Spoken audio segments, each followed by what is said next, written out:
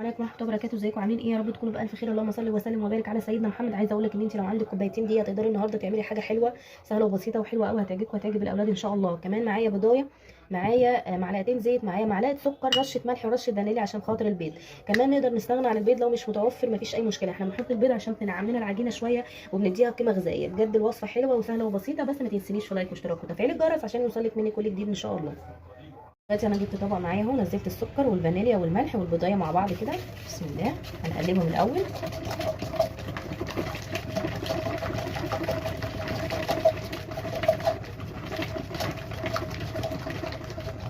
هننزل بشويه ميه. بسم الله الرحمن الرحيم. الميه دافيه،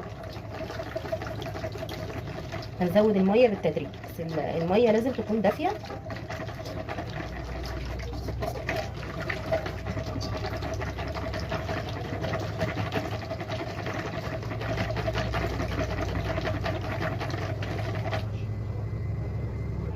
خلاص السكر داب والبضايه مع الميه، بصوا عامل ازاي القوام بتاعه.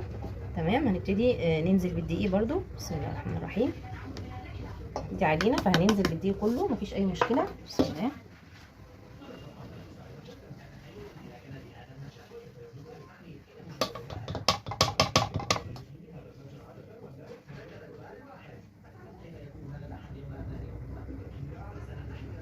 نعجن بايدينا عشان خاطر نحس بقوام العجين، عشان خاطر نعرف نشوفه عايز ميه قد ايه. بسم الله.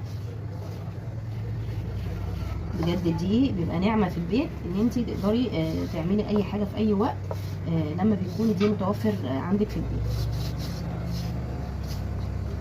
كده كمان شويه ميه، نزود الميه واحده واحده، ما نزودش كتير. بسم الله. انا مخليه الميه جنبي اهو، شويه بشويه لحد ما العجينه تلم معاكي. العجينه مش بتبقى بتلزق، العجينه ماسكه نفسها شويه.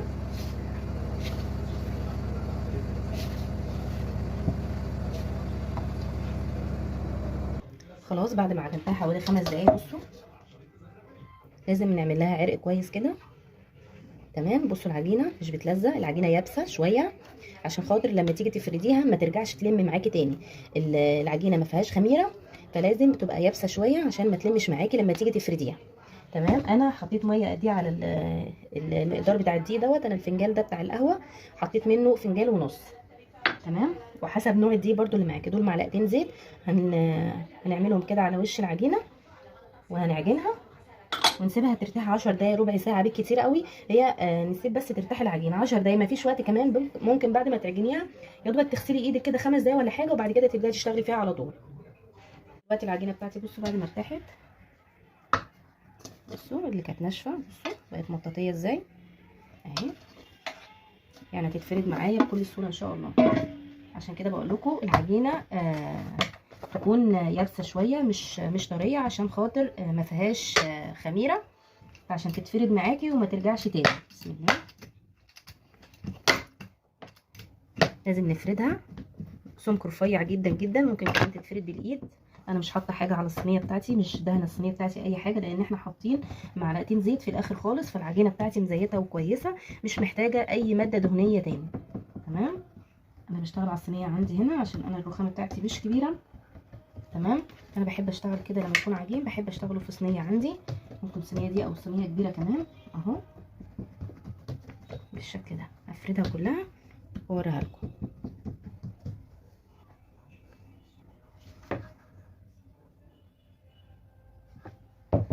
دلوقتي خلاص انا نقلتها على صينيه اكبر عشان خاطر اقدر اتحكم فيها واقدر الفها اللفات اللي انا عايزاها، لان احنا هنلفها لفات ضيقه شويه. تمام، عشان خاطر ناخد منها توريقه، لان احنا دي العجينه دي عايزينها تورق زي الفطير بالظبط. تمام، دي بيقولوا عليها بغاشه. تمام، انا معايا زبده على سمنه، يفضل يعني يكون زبده على سمنه او سمنه بس ما ينفعش زبده لوحدها. هنجيب كده بصوا السمنه او الزبده ساقعه، انا كنت حاطاها في التلاجة عشان تتجمد، عشان خاطر تفرد معايا كده وما تسيحش وتخلي العجينه تسيح معانا اهو. حوالي 150 جرام سمنه على زبده، الاتنين مع بعض. انا حاطه الاتنين مع بعض كده. لازم تورقي العجينه بتاعتك، تتورق ازاي؟ بالسمنه اللي انت بتحطيها او الزبده اللي انت بتحطيها. تمام، افردي على قد ما تقدري، لو حته متجمده شويه برضو افرديها بايدك كده، مفيش اي مشكله اهو اهو. كده الطريقه دي تعملي الزبده او السمنه بالطريقه دي.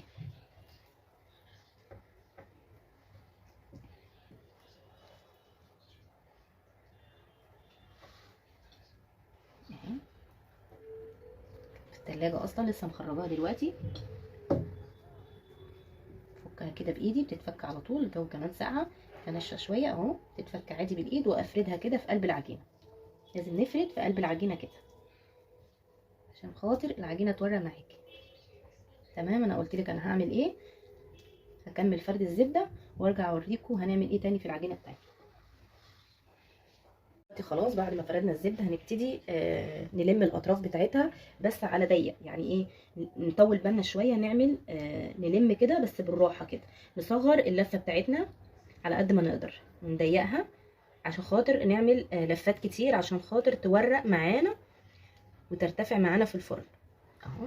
بصوا نضيق على قد ما نقدر، نلف.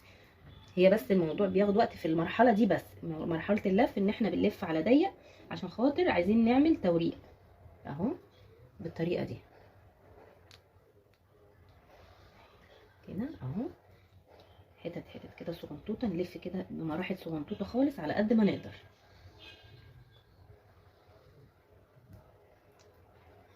عشان خاطر ناخد نتيجه حلوه وحاجه طعمها حلو، عاملينها كده بمزاج بجد، طعمها حلو جدا. انا عملتها قبل كده وعجبتهم، بس ما كنتش مصوره الفيديو فقلت خلاص اصوره طالما عجبتهم هنا في البيت اصوره اهو كده بالطريقه دي. وهنعمل لها برده حشوه عشان خاطر لما تستوي نحشيها باي حشوه عندك، كريمه كدابه، كريم شانتيه، كاستر، باستري كريم، اي حاجه عندك. نلف كده اهو على ضيق عشان خاطر نعمل توريقات.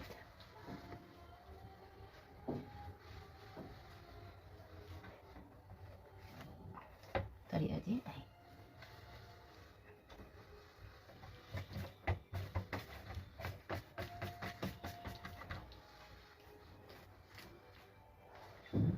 نقطعها بقى حسب المقاس اللي احنا عايزينه، عايزها كبيره صغيره اللي يعجبك. تمام، بسكينه اهو. بسم الله الرحمن الرحيم كده اهو بالشكل ده. بص التوريقات من جوه عامله ازاي، هي دي التوريقه اللي احنا عايزينها. نحط كده اول واحده قطعناها عشان خاطر نعمل كله مقاس واحد. بص التوريقه اللي جوه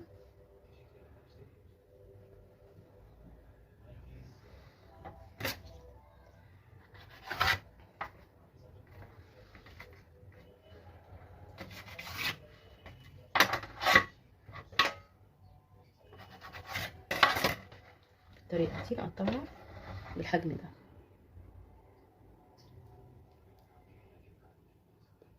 هحطها في التلاجة كمان ربع ساعة عشان خاطر الزبدة والسمنة تمسك فيها كويس قوي، عشان لما اجي افردها وندخلها الفرن ترتفع معانا وتبقى كويسة. لازم المرحلة دي ان بعد ما نحط الزبدة او السمنة ونقطعها بالطريقة دي نحطها في التلاجة حوالي ربع ساعة او تلت ساعة بالكتير. تمام، العجينة بعد ما ارتاحت انا طبعا اشتغلت فيها عشان الفيديو ما يبقاش طويل، فانا بشكلها بالشكل ده اهو.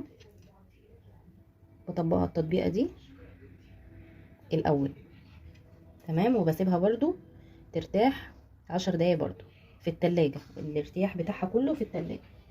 تمام. طب انت عملتيها كده ازاي يا ام محمد؟ اهو انا مخليه قطعتين عشان اوريكم منهم واحده، بجيب قطعه اهي، انا مش دهنه الصينيه اي حاجه خالص. بسم الله الرحمن الرحيم. وبجيب النشابه بتاعتي بفرد كده بالطول وارجع افرد كده بالعرض، اعمله مستطيل، لازم اعمله مستطيل. اسوي كده بايدي عشان خاطر يطلع مستطيل متساوي.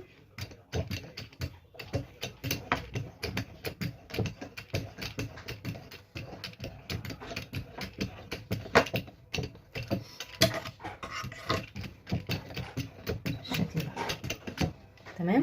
فردته كده خلاص اهو، سويته.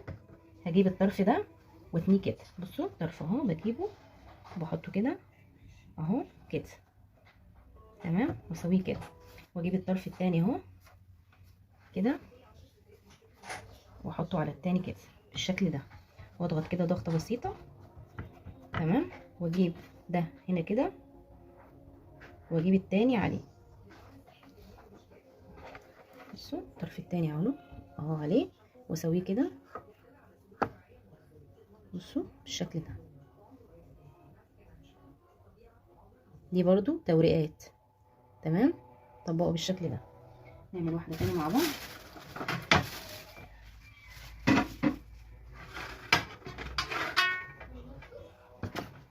اهي افردها بالطول الاول،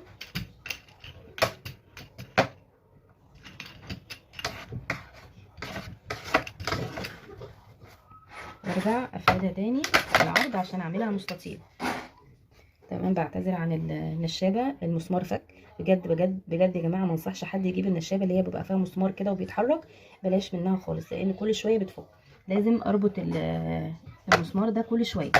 بسم الله.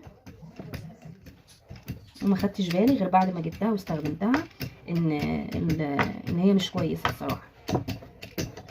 كده بفرد اهو يعني مستطيل على قد ما اقدر اهو بالشكل ده. تمام، هجيب برضو اهو الطرف ده كده اهو، اسويه كده، احط التاني برضو عليه كده، نسويه كده مع بعض. تمام، وهجيب ده عليه كده بسم الله، واجيب التاني عليه كده. بصوا الكميه كلها عملتها بالطريقه دي.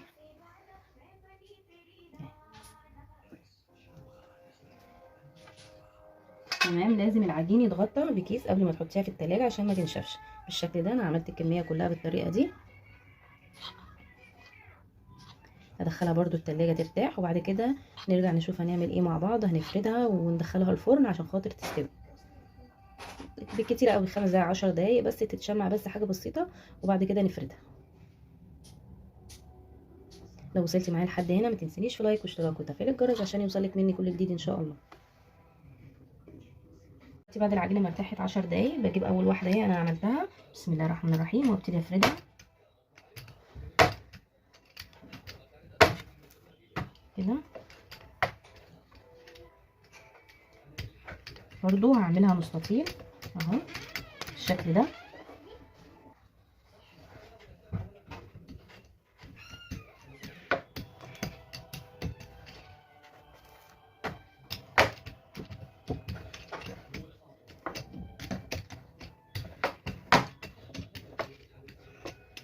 اهو بالشكل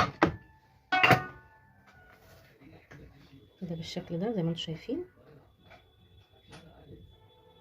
انا جايبه الصينيه بتاعتي دهناها زيت بسيط خالص، وهبتدي احطها في الصينيه. تمام، انا لسه ما شغلتش الفرن لحد دلوقتي. ليه بقى؟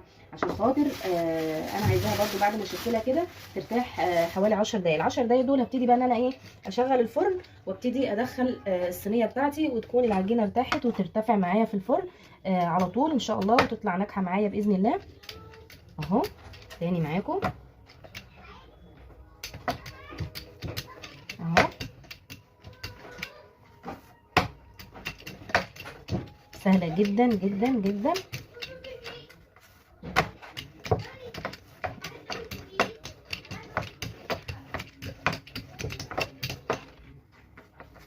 اهو،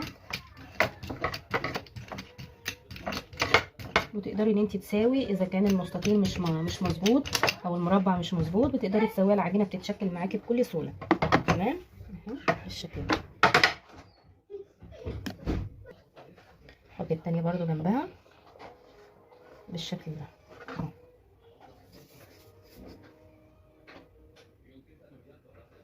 هكمل بقى الكميه كلها وبعد كده هدخلها الفرن.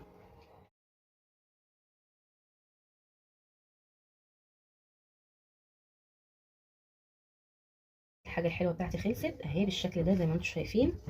بجد حلوه قوي وجميله جدا جدا جدا، هتعجبكم. اول ما تخرج من الفرن شربات خفيف كده بتاع بسبوسه، تدي كده لكل واحده معلقه ولا معلقه ونص عشان خاطر تضطر معاكي لازم وهي سخنه بالطريقه دي. شربات خفيف. تمام، بصوا لونها حلو ازاي. خلاص انا خلصت الحاجه الحلوه بتاعتي. عايزه اقول لكم طعمها حلو جدا جدا جدا، طعمها كمان احلى من الجلاش اللي احنا بنعمله الحلو. بجد طعمها حلو قوي. طريقتها سهله وبسيطه، وتقدري تحشيها اي حشوه متوفره عندك. انا حشيتها عندي، كان عندي طبق كسر موجود في التلاجة، حطيت عليه نص كوبايه كريم شانتيه بودره، وحطيت عليه نص كوبايه ميه صغيره، وخفقتهم مع بعض الاتنين. بجد الميكس دوت الكاستر مع نص كوبايه كريم شانتيه مديني طعم رهيب جدا جدا للحشوه. لكن انت عندك كريمه كدابه، كريم شانتيه لوحده المتوفر عندك تقدري تعمليه. تيجي بقى نفتح واحده مع بعض ونشوف جمال الحاجه الحلوه. كمان تقدري ان انت تاكليها بالشربات بس، بجد طعمها حلو برده. تمام. عايزه اقول لكم تحشيها ازاي. هتفتحي فتحه من النص كده من تحت اهي بالشكل ده، وتحشيها كيس حلواني، كيس عادي، بمعلقه صغيره هتعرفي تحشيها بالطريقه دي. انا كمان مش مكتره الحشوه ولا اي حاجه، اهو عامله كله بالطريقه دي.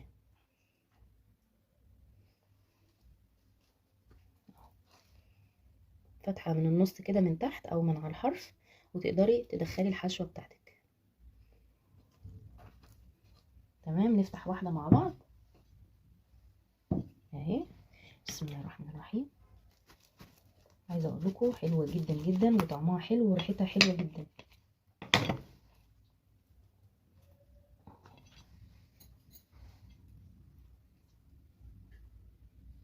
اهي. بصوا التورقات بتاعتها